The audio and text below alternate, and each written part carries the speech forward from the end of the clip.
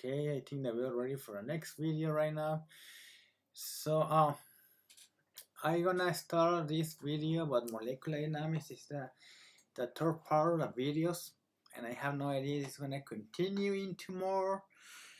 I want to explain, like at the beginning, I want to explain all these topics.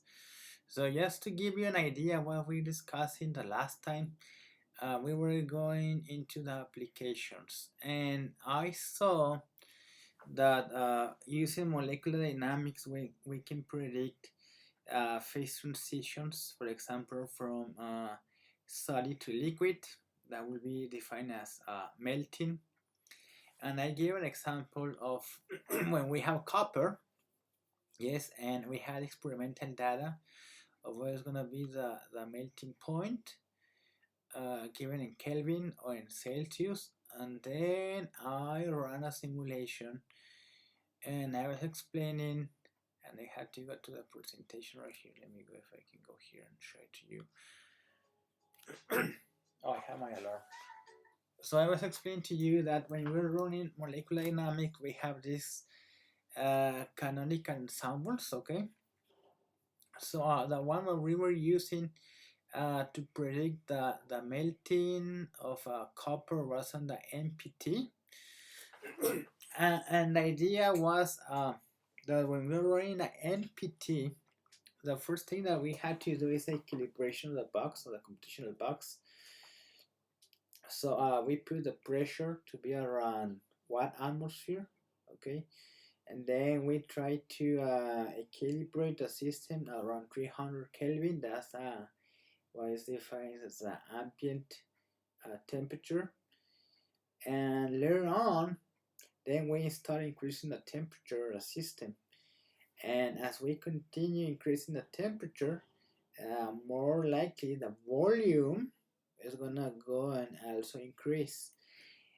When we go from the transition from solid to liquid, we can see that the volume of the computational box changed abruptly. It really goes up.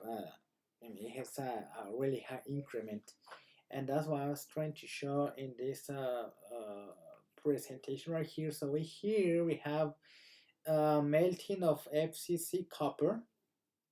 We are running a simulation at NPT, and we are using 500 atoms. And to have this prediction using 500 atoms is really good, because the more atoms that we use, the less fluctuation we're gonna have, because we had to take averages. So we take the average of the temperature, the average of the volume, and the average of the energy, and so on and so forth. So the more atoms we have on the simulation, the more close we are, because we have more number of atoms, we have more particles. We can do the average, gonna be more approximately. But anyways, I run here for 500 atoms, and we can see that as we increase the temperature, okay, the volume of the box, this is in reduced units, is going up. And you can clearly see here that when we are going to the melting temperature, we have this abrupt change. I was saying that it's around 1395 Kelvin. Probably it's between 1395 and 1500, to be more precise. We have this range, okay? But we can see here this abrupt change in volume. And when we had this, pretty much it means that this is first order phase transition, because if the transition, the volume will be slowly, then that will be like a second order phase transition. Just to show you right here in my, because some people are going to trust me the data that I have, so I can go here into my data, just to show you that to make the graph, you have to make it look nice. So I can go here, grab my data, and then probably here I want to put the X. We have the temperature on Kelvin, We want to increase this up to 300. Okay, probably here we can don't use lines, probably use circles, you know, reduce as have those circles a little bit like that. And I can go here, put it like black, and but you can play with it. But and then I can draw a line like I was doing on the. So I can see right here that the temperature is going up. Then we have increase the volume. And around here we have the melting. Around here, man. So it's an idea, okay, how we can predict the melting because here we can hit that transition. So I was playing with a graph and I was playing with the data, okay, and I have this graph right here. Another way to predict the melting of copper is using the RMS. So that's another simulation. Okay, so the idea, and we have this graph right here, is again using 500 arms. And here we are finding RMS. To some people who had no idea what the RMS, we had to consider the following. The atoms are fixed when you're doing molecular dynamics.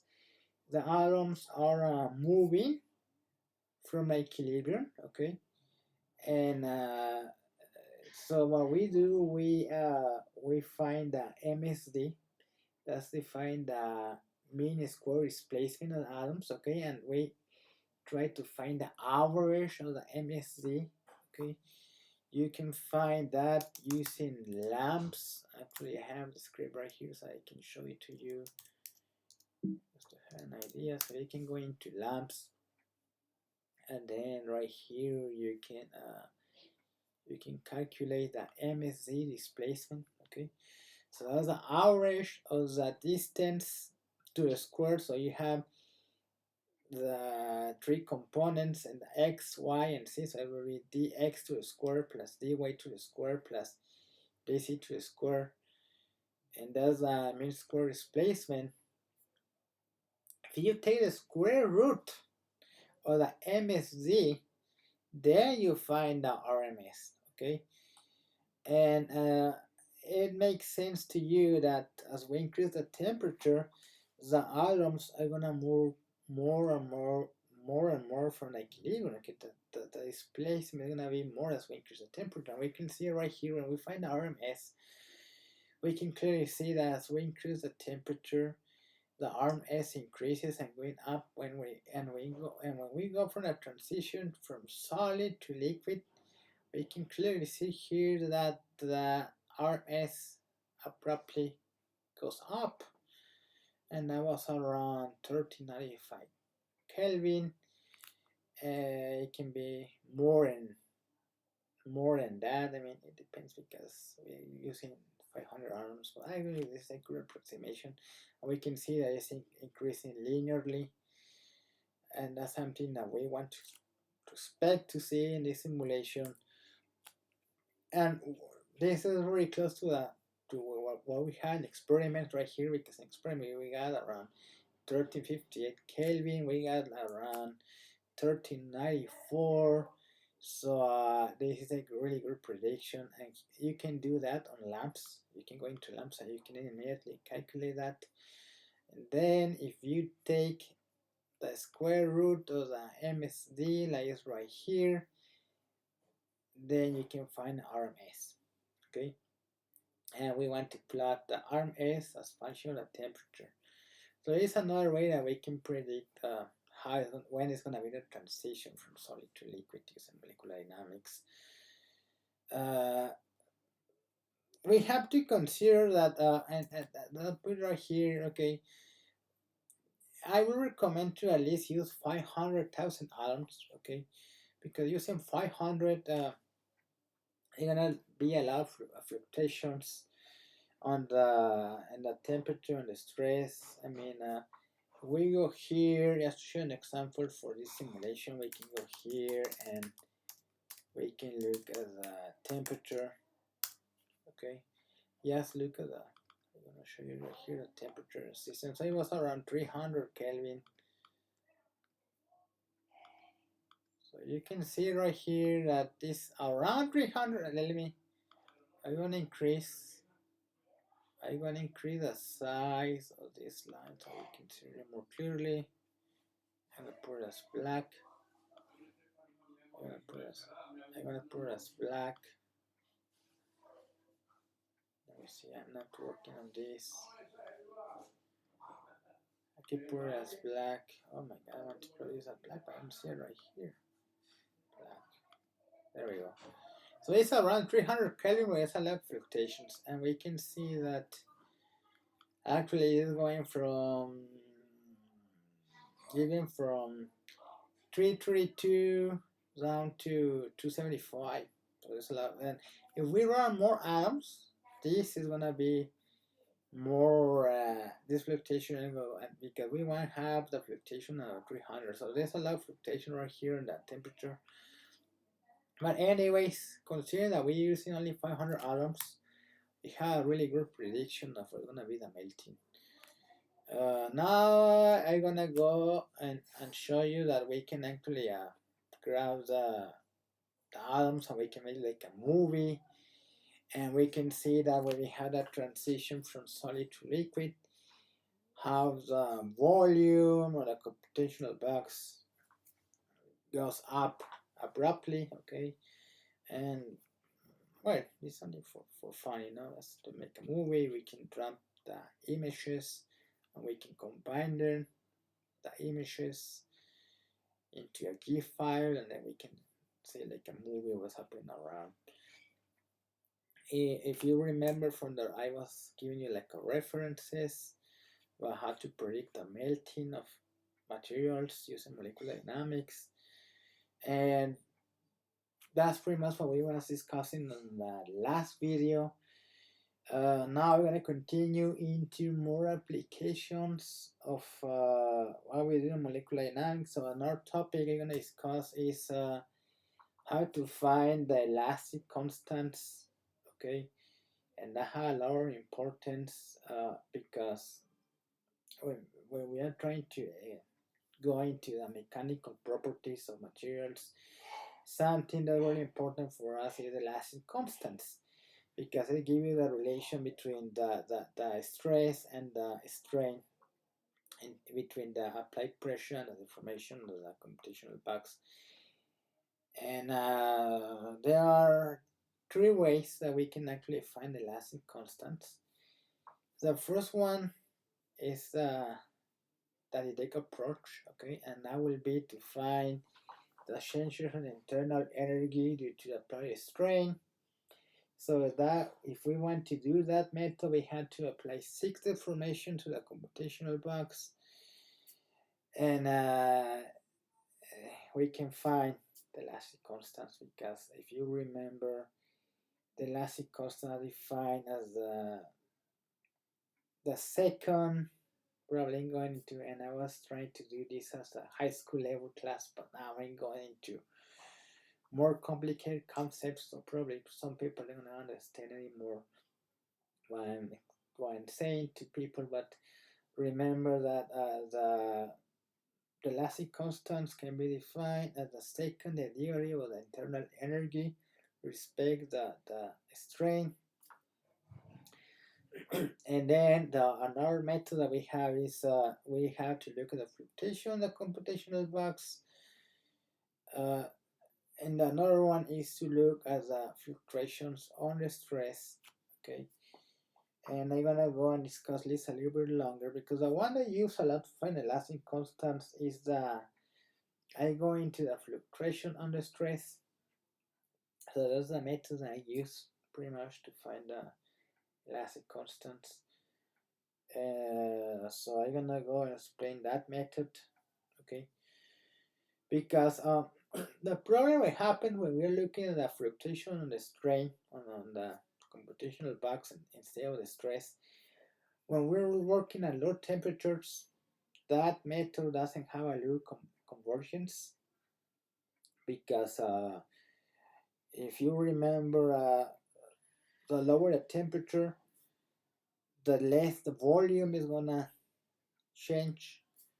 Okay, so it makes sense that when you're working at low temperatures, when you're looking at the fluctuations on the screen, or you're looking at fluctuation in the computational box, they're gonna be less compared when you have high temperatures.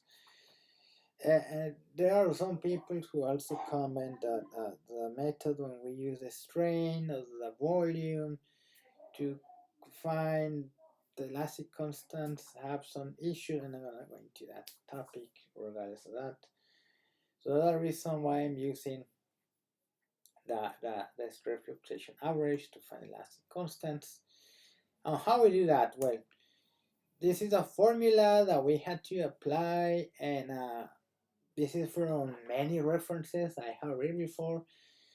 And so the elastic constants are given by the elastic constant at 0 temperature right here. Then here we have the consideration of the fluctuations on the stress. And this right here that is between the brackets is actually the covariance, okay? Then here we have the kinetic term that is defined right here. These formulas have been already been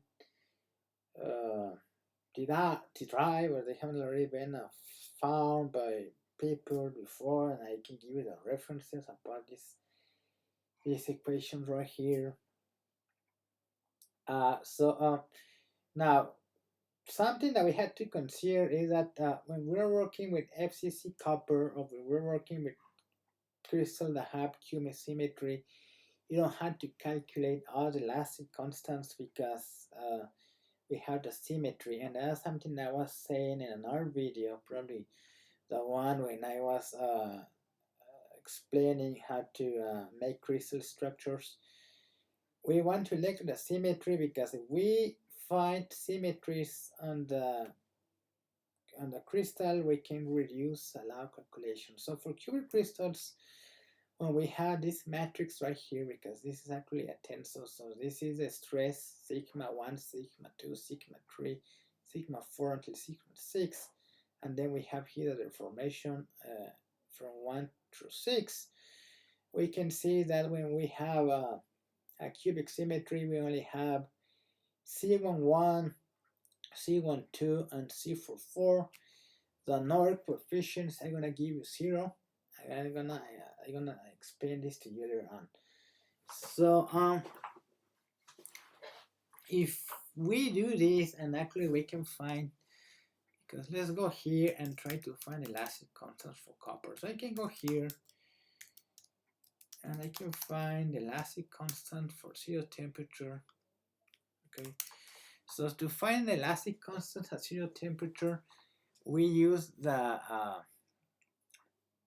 I use the method of having 6 deformation in the computational box. So I can go here and probably run lamps to calculate the elastic constants, and we can see that for copper we have C11 is equal to 169, okay, and then we have the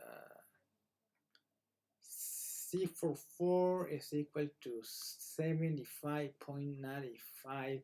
We had to consider here the units gigapascals, and then we have C12 is equal to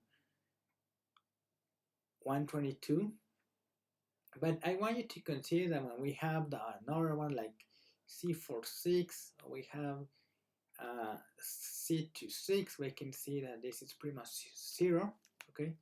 So actually looking right here in the calculation of the elastic constant using the deformation and the computational box, we can clearly see the symmetry that happens around. So you can clearly see right here the many of the elastic constants that we have are gonna become 0, okay? It's right here, as we already saw here in this expression when we have this huge matrix, okay?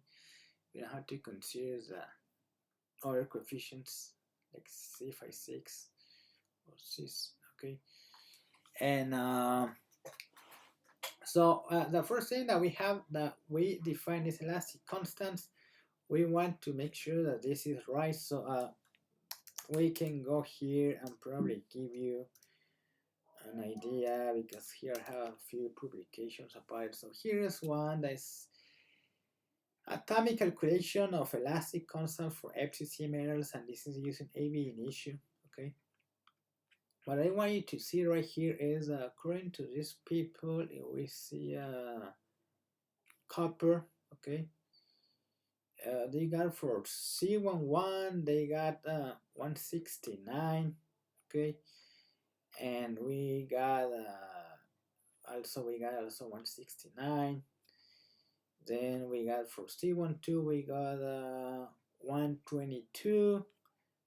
We also got 122, so we're very close.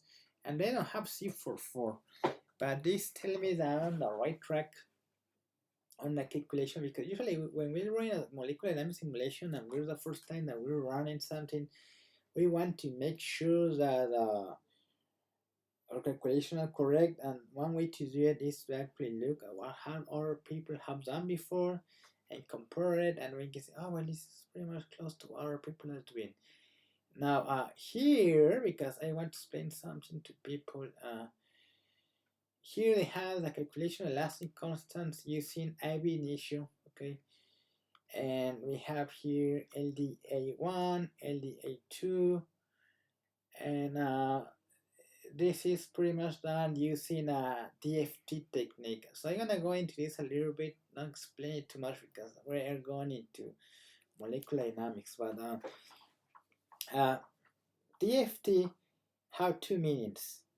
If you're working in electronics or you're working in optics, probably when somebody tell you DFT, they're gonna go and refer to that discrete Fourier transform. But when we're working in condensed matter and we are referring to quantum mechanics, computational methods, DFT defines what is called as density functional theory. And if some people have no idea what's DFT, density functional theory, it's an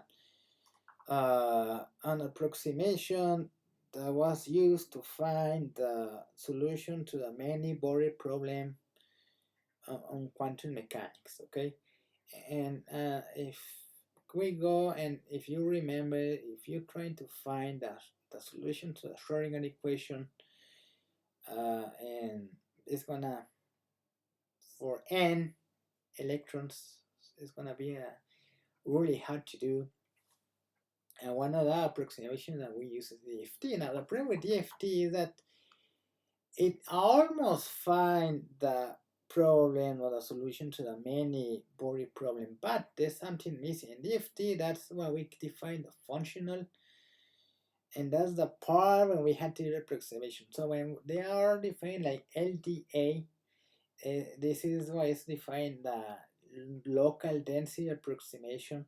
So this is actually a functional, like GGA is another function that they're using. So density functional theory is really powerful, but it depends on the function that you're using. Okay, there are few systems that have an exact functional. Okay, and that would be like, for example, for helium, where you have two electrons and so forth. So that's pretty much when they do AB initio. Okay, so there's another way to see, and I don't care about this because right now I'm working with molecular dynamics, so I only care about this column right here. When we are comparing with ENM, we haven't got yet into the introduction potential, but EMM is a potential that usually is used for metallic systems, and I have been successful for explaining a lot of properties in metals and so on and so forth.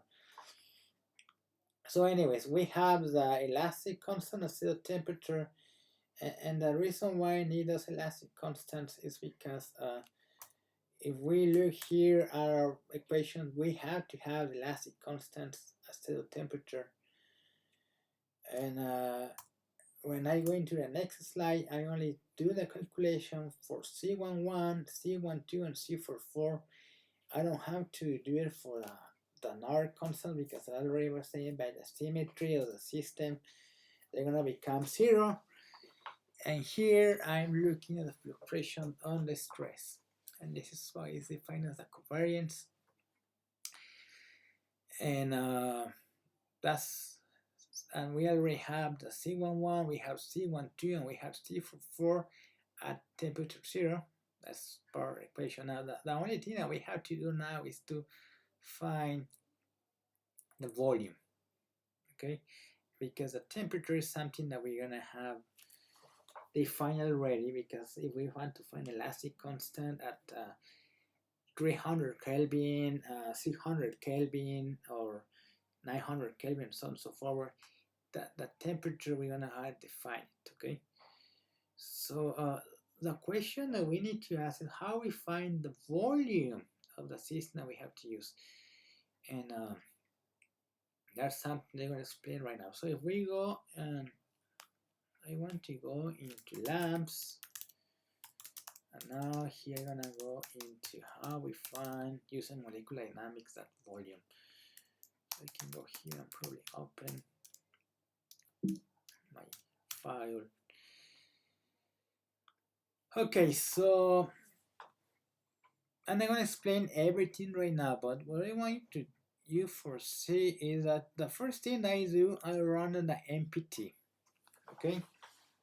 And I'm using 500 atoms, so there's going to be a lot of fluctuation in the pressure, okay? But anyways, I run the MPT, okay? And I define, for example, the temperature I want to define as 300 Kelvin, okay? I run in the MPT in 300 Kelvin. In this case, I did for 200,000 time steps. Let me see. All right. I did it for 200,000 time steps. And then after that, 200,000 time steps, the volume that I obtain, that's the volume that I'm going to use for running my calculations. Okay. So, and actually I can go here into the percentage. So that's the volume I'm going to use. So I run on the MPT at 300 Kelvin. I did the system to go into equilibration, and the volume that I obtained from that simulation, that's the volume that I'm going to use, because that's the volume that I want to have when I'm running at the simulation at 300 Kelvin. If I want to run at 600 Kelvin, again I go into MPT, and but I do the calibration for 600, and that volume is the one I'm going to use to find elastic constants at 600 Kelvin. And that's the first step I do. Once I go, okay, and I find that volume, then I can go into lamps, and then I'm gonna run in the NVT, because on the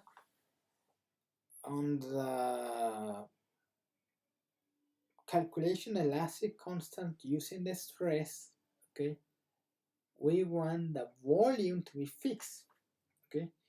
We want to look at the stress fluctuation. We don't want to look at the volume fluctuations, okay. So we then fix the volume, okay, and then we run the simulation, and we want to look at the fluctuation of the stress, and from that information we can find the elastic constants at a given temperature, okay. So that's how we do it. And then we had to apply these formulas right here that I had in my PowerPoint. So I'm gonna go and explain this a little bit briefly. So I'm gonna go and well, before that, I want to show you something. Let's see what I'm trying to do right here.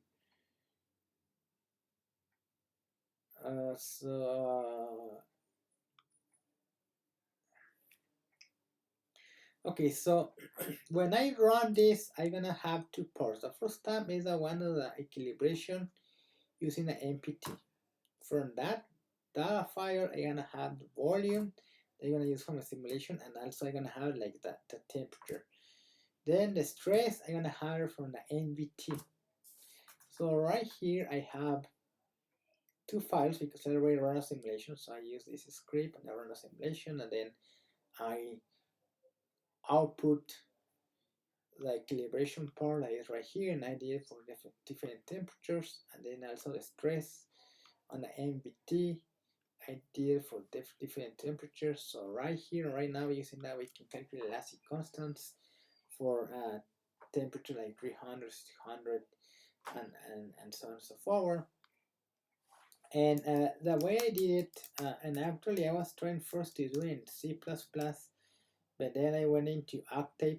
It's pretty much like because it helps me to work more with data and metrics and tables. It's open software that is similar to MATLAB, so I can go here and actually here my script for Octave. That's pretty much like MATLAB. So the first thing we have to consider is we have to open the data from a calibration, and then we had to open the data from my stress data. Okay, then we have to define. I have n 500 atoms. Then I have the Boltzmann constant. We have, and then this is when we have to define the temperature. So for the temperature, okay, I don't grab the first 100,000 time steps. Okay, I grab the last. I grab the last 100,000 times, so I pretty much graph the average of from 100,000 to 200,000, because that's when we have the system under equilibrium. Okay, and I want to show it to you just to give an example of what I'm trying to explain to you. And I don't know if I have it on the slide, or I can go here and probably show it to you. So we can go in the screenshots. Oh my goodness, I have a lot of screenshots right here. But I want to show you this. So when we look at simulation, we want to look at the pressure. So this is pretty much what we want. For example, this is an example. It's not like how we want the pressure to behave. So all this is what I wait for the variables to stabilize. So I use this right here from 100,000 to 200,000. This is exactly what I do. I don't use all the information. Okay, so now right here, right, I define the density, and that's because if I go back to my equation I have right here, remember that when we have the kinetic term, we have n divided by volume. So n divided by volume is like a density. So the reason why here I define it on my Octave. Then I can find the covariance. Okay, and for people who have no idea how to find the covariance, I can go here and show you how to use a formula to finding the covariance. Just as a reference.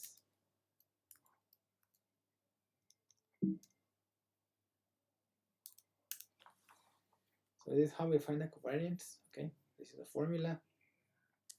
So that's actually what I'm doing on my script right here. That's actually what I'm doing. Okay, but I do it manually. Okay, or also we can find the covariance using this method right here. Then I go and I input all the information into my equations. Okay, I'm gonna have to go into my PowerPoint.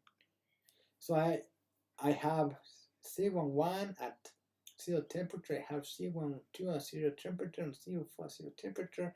When we have the covariance, we have the volume, we have the temperature, then we can run a correlation. So I have it right here, an Octave, and this is the information I have, for example, C11, or for C12, and for C44.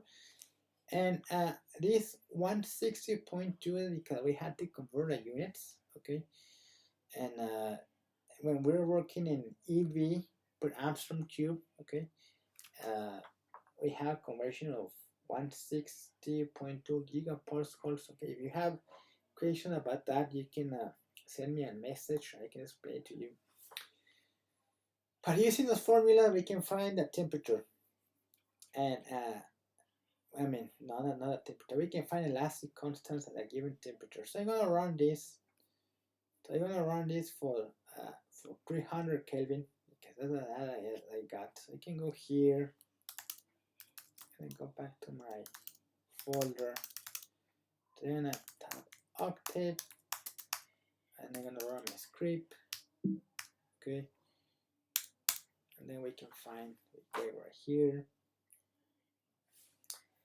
So here we have the variable that we define. Okay, this is the volume that I'm using. Okay, and then we have the density, also the crystals. So I made the n divided by v, and at the end I got the C11 equals 152.75, C12 equals 108.37, and C44 equals 70.017. So this is given in gigapascal units, and this is when we have the temperature at 300 Kelvin. Okay. I want to make sure that this is correct. Okay. So what we do, we try to compare this with other simulations. So just to make sure that we are right. Okay. I'm going to go into my references. Always we want to make sure that we're on the right track. So I'm gonna go into reading.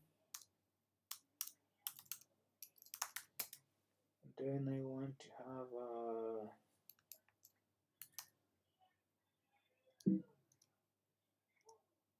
let's see if I can open this one. Oh, this is the one we had to look. So this is pretty much the calculation of elastic constants. And here I go for copper. So this is what other people have found for copper. You can see right here is 300 Kelvin. I had to explain to you people that they are using the NVE, they're using a microcanonical instead of the NVT. And the difference is when we are running in a microcanonical, we're going to have the adiabatic elastic constants. Where we are running in the NVT, we're going to have the isothermal elastic constants. So they're going to be like a little bit of difference between the adiabatic and the isothermal elastic constant. Not too much, okay? And also, they are using more atoms, okay? Actually, I'm very happy because using 500 atoms, I got a really good prediction. I should at least use like 500,000 at least. But if we can see right here, this is the elastic constant that they got, okay, for C11, C12, and C44. If I go into my PowerPoint presentation, I go into the next slide. I did this simulation for different temperatures. I have the C11, C12, and C44 for 0 Kelvin, 300 Kelvin, 600 Kelvin, 900 Kelvin, 1200 Kelvin, and then I went into up to 1500 Kelvin. And this is elastic constants that I got. So I want to compare with the ones at 300. Okay. So at 300 Kelvin, my C11 I got was 152.75. Okay. And if we look here at the and copper, they got 154.27. So we're already close on that one. If we go to C12, I got 108. They got 110. And for C44, they got 73. I got 70. But actually, if we look at experimental data, we're a little bit close to experimental data. And then when they find the bulk modulus, okay, that's the coefficient for expansion, the volumetric expansion coefficient, we got, using the formula, we got 123.38, and they got 124. So we're very close, okay? And they are using the adiabatic constant, so there's gonna be a little bit of difference. And remember, I'm using only 500 atoms, so there's a lot of fluctuation on the stress. Actually, I will try to at least run in 500,000 atoms, but I don't have the patience to run 500,000 atoms, honestly, less on this computer. But anyways, so we're very close, and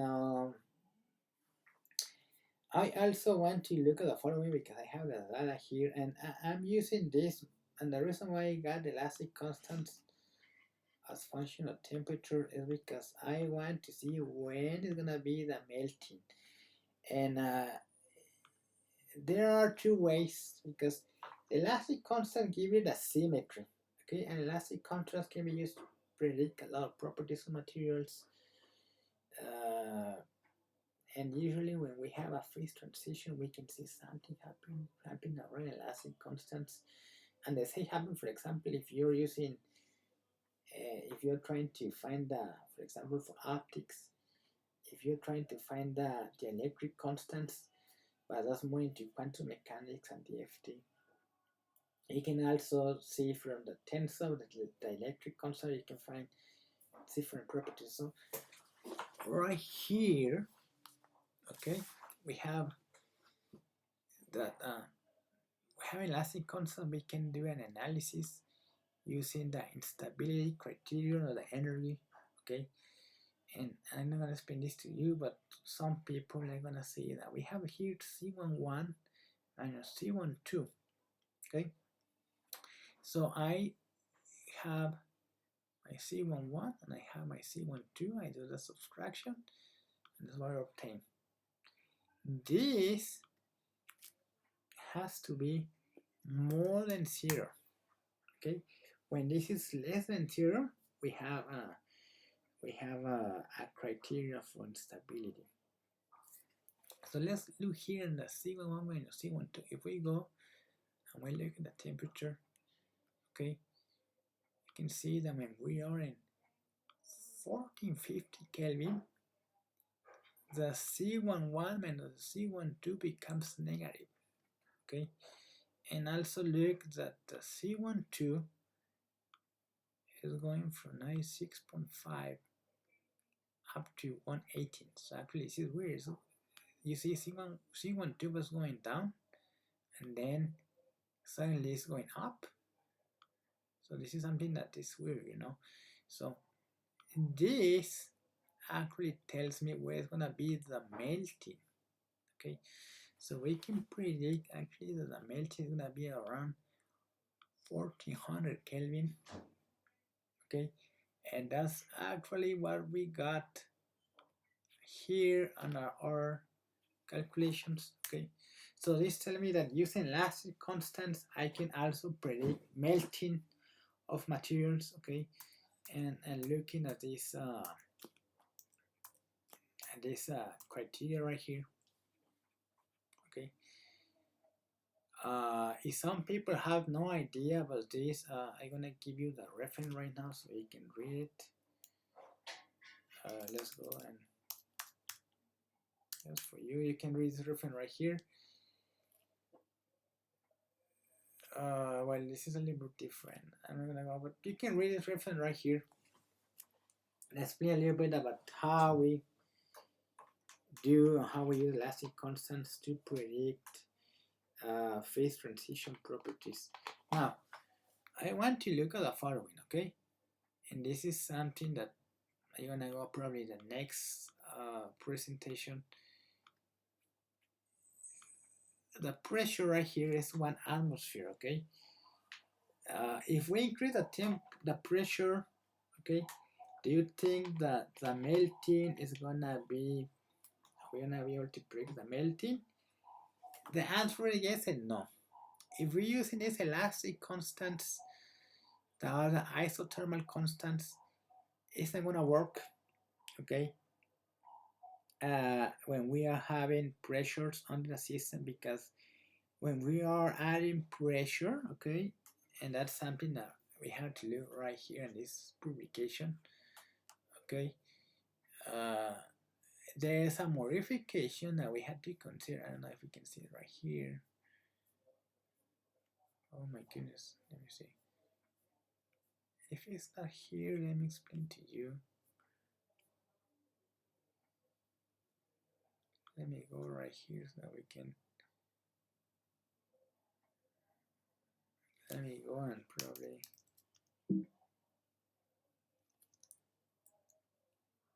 Yeah, let's go here. Let me see if I have right here.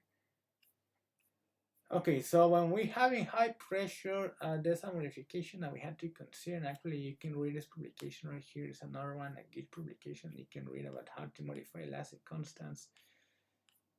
And I want to go and show it to you. Oh my goodness, I don't see it right here. I'm going crazy.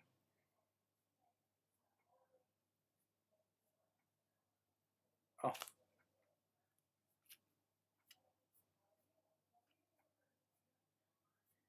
Well, this is not exactly correct, but for example right here.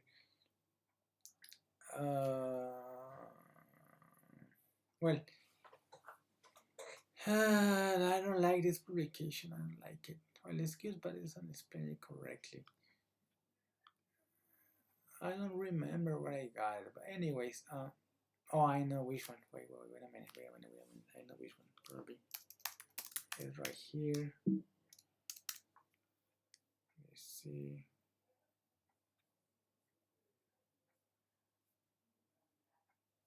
It's another publication that probably you may read. To do this video and to find these formulas, and I did it really quickly, but to find these formulas I had to read like 7 publications and only to do this and find this fluctuation, and I had to read like 7 publications just to understand all the concepts. But I don't see the reference right now, but when we're working with pressure, these elastic constants are not going to be accurate, okay?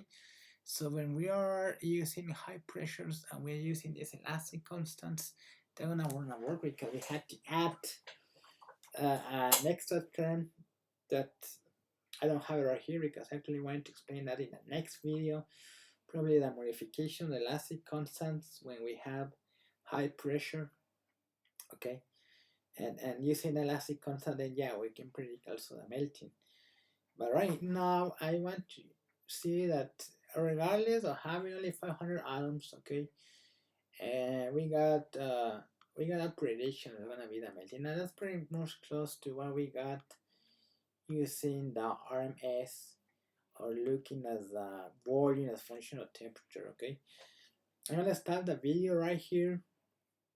Okay, and this is another application that we can do, okay, using molecular dynamics.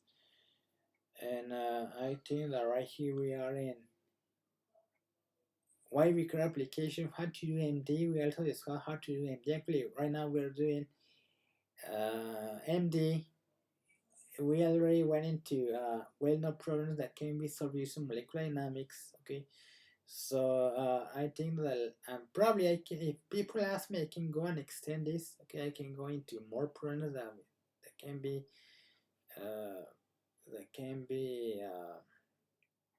solved using MD. But I think that now we can go into atomic potentials, okay? Because right now I haven't gone into that topic extensively, but we already did a little bit, okay? And if you remember in my video one, when I was discussing the three-body problem, I was remember that we have the acceleration right here. But if we have the potential right here, for example, in this case for gravity, if we find the gradient of the potential, we can have the force, and then we have the force that we can do the molecular dynamics using the Verlet algorithm, for example. Okay, we can do numerical integration of the Newtonian mechanics equations, and then we can predict what's going to be the position. there are different kind of potentials, and we haven't got into that. Because for the simulation that right now I'm doing for copper, I'm currently using a specific potential. And that's really important, because how we know a potential is good and how we know a potential is bad. Okay, how we know how our application we can use a potential and our application is not good for. So I'm gonna try to go probably into the next video into that, or probably I can go and extend more into problems that we can solve using the molecular dynamics. So this is gonna be when I start the video. Okay, if you have any question, please let me know. Thank you. Have a nice day.